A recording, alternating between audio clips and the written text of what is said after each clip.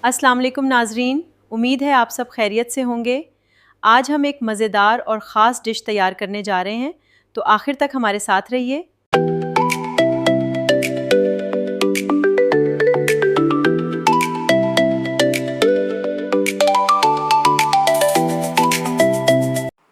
आज हमारे किचन में बनने जा रहा है मज़ेदार सा सिंधी पुलाव। बिस्मिल्लाहिर्रहमानिर्रहीम। रेसिपी बनाना शुरू करते हैं। सबसे पहले हमने मटन ले लिए, तकरीबन 1.5 किलो है, और उसमें हम पानी डालेंगे। तकरीबन 15 कप आपने शामिल कर लेने हैं, उसको धीमी आंच पे पकाना है। इसमें सिर्फ नमक शामिल करेंगे और एक पूरा लहसुन का बंद शामिल कर लेंगे। आप चाहे तो उसमें अदरक भी शामिल कर सकते हैं। आगे ये बहुत सिंपल सी यखनी हम बना के तैयार कर लेंगे और धीमी आंच पे पकाएंगे जब तक कि गोश्त अच्छे से गल जाए। आप चाहे तो इसमें अदरक का भी एक टुकड़ा डाल सकते हैं। तो यहाँ पे अलग से एक पतीले में जिसमें 1.5 किलो चावल पक सकें आराम से, आपने वो इसमें शामिल करेंगे खड़ा गरम मसाला। इसमें काली काली मिर्च है, तकरीबन 22 से 23 लौंग है, और सब्ज़ इलायची है 4 से 5, तेज़ पत्ते हैं 2 अदद, और दालचीनी के टुकड़े हैं जिनको छोटा छोटा कर लिए 4 अदद है। इसको हम शामिल कर देंगे गरम ऑयल में और अच्छे से कड़कड़ा लेंगे। इसकी अच्छी सी खुशबू आएगी। इसमें हम 8 अदद प्याज शामिल करेंगे, थोड़ी सी मोटी काटी है। आप चाहे तो बारीक भी काट लें, काटने में कोई इश्यू नहीं है।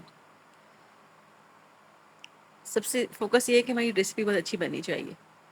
तो यहाँ पे प्याज थोड़ी सी ब्राउन हो गई है। इसमें शामिल कर लेते हैं टमाटर। टमाटर को आप ब्लेंडर में पीस लेंगे तो ज़्यादा अच्छा लगेगा। इसमें शामिल करेंगे हरी मिर्च का पेस्ट, जो तीखी वाली होनी चाहिए। तकरीबन आपने 3 से 4 टेबल स्पून शामिल कर लेने हैं, जो अच्छी तीखी हो। आप ये वीडियो किस मुल्क और किस शहर से देख रहे हैं, बराह करम कमेंट्स में ज़रूर बताएं। हमें आपके बारे में जानकर बहुत खुशी होगी। हरी मिर्च का पेस्ट शामिल कर दिया। इसमें शामिल कर दिया हमने ज़ीरा पाउडर फॉर्म में। ज़ीरा शामिल करने के बाद हमने चिकन पाउडर शामिल की है 2 टेबल स्पून के बराबर, ऑप्शनल है। यहाँ पे हम सूखा धनिया शामिल कर रहे हैं 4 टेबल स्पून के बराबर।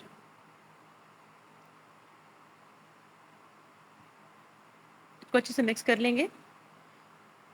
10 से 12 इसमें शामिल करें आलू बुखारे।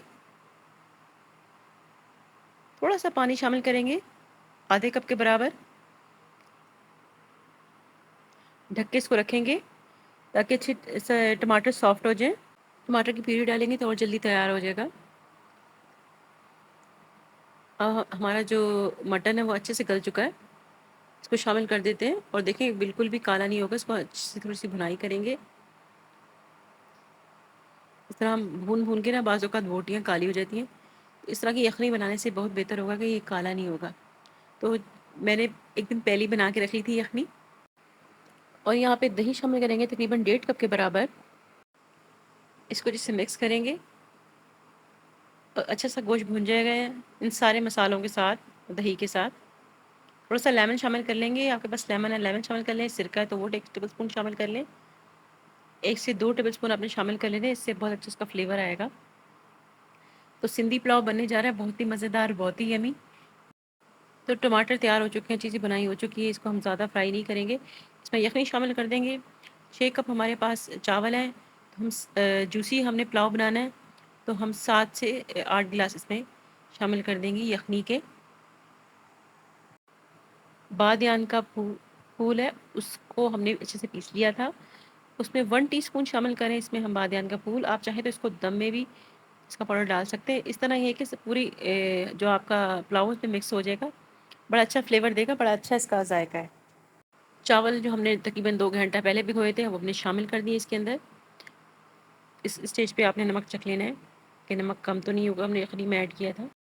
कम लगे तो आपने शामिल कर लेना है। यहाँ पे हम तकरीबन 6 से 7 गिलास शामिल करेंगे यखनी के।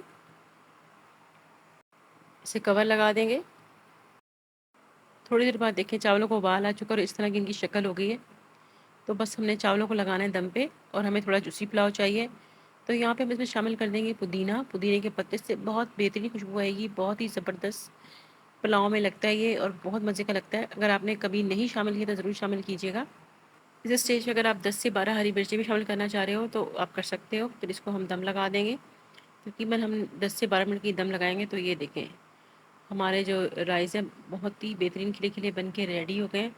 कितना अच्छा कलर है राइस का।